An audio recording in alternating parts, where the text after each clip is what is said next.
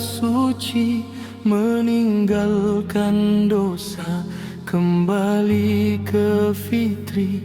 Bersihkan hati dari iri dengki. Inilah jalan para salik sejati. Ku pelajari wara hati-hati, menjaga mata, telinga dan lidah ini, lalu zuhud tak terikat duniawi, memegang harta tapi hati tetap dilahi. Sabar dan syukur jadi sayap terbangku, melewati ujian, menikmati anugerahmu, hingga tiba di stasiun mahabbah. Cinta sejati padamu ya Allah.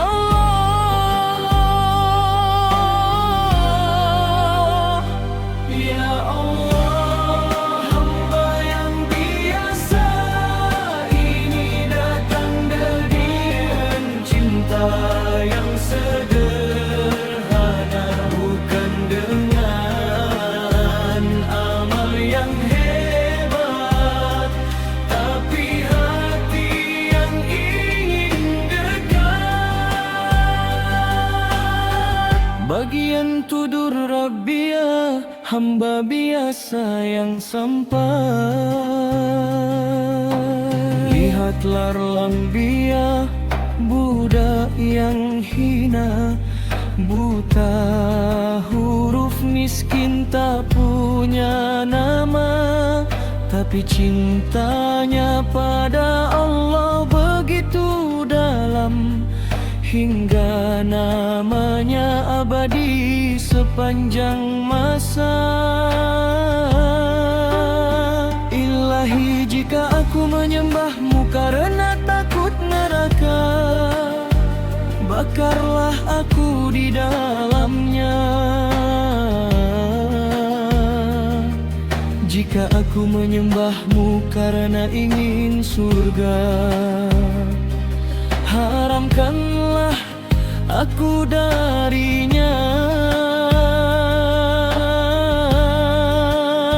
Tapi jika aku menyembahmu karena cinta, jangan kau sembunyikan wajahmu yang indah, karena tetangga saja jika kita cinta.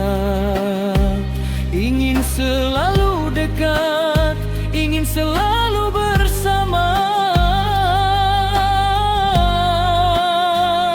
Ya Allah, hamba yang biasa ini datang dengan cinta yang sederhana, bukan dengan amal yang hebat, tapi hati yang ingin dekat.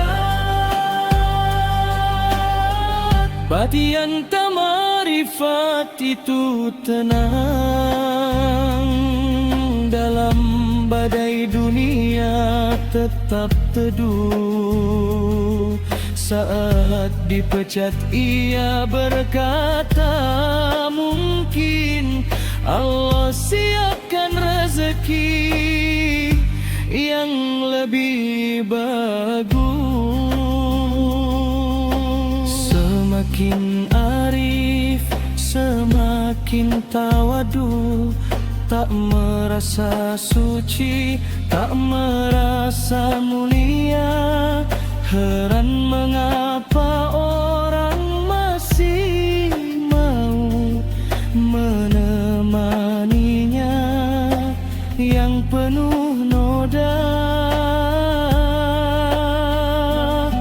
Harta mengalir di tangannya, tapi tak singgah di hatinya. memberi tanpa pamrih, tanpa nama, karena ia tahu Allah yang punya.